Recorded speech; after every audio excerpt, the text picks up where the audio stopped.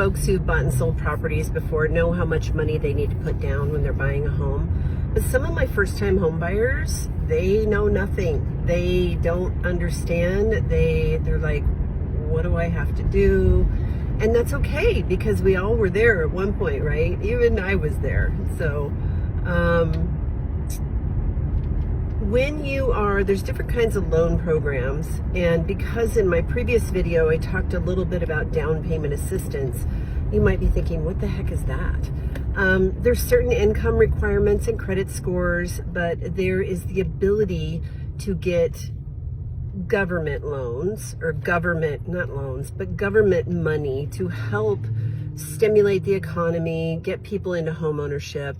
And those loans are called down payment assistance. If you don't have enough money to put down on a home, they will assist you with that. Now, you still have to have closing costs, and you still have to have earnest money, but there's ways that we can even negotiate that the seller pays for the closing costs. So I've had a gal in the West Valley buy a little condo, and she put $500 down, and she got that $500 back at closing. So I've had people truly do 0% down with down payment assistant loans.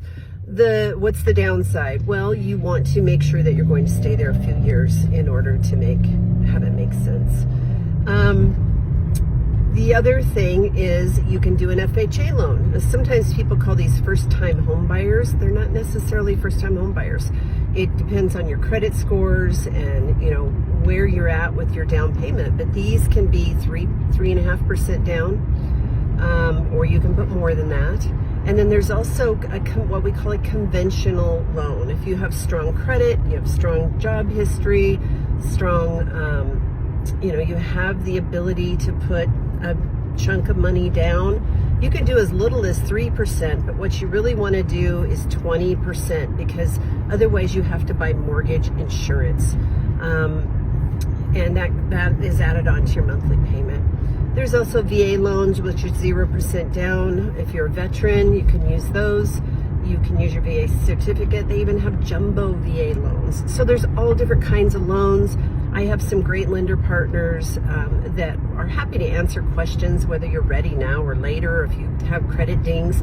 Don't be embarrassed if that is the case, because everybody has a point A, and your point A is just different. It doesn't mean you're bad or wrong, and there's, nobody's going to judge that. It's just like, hey, here's our point A, how do we get to point B?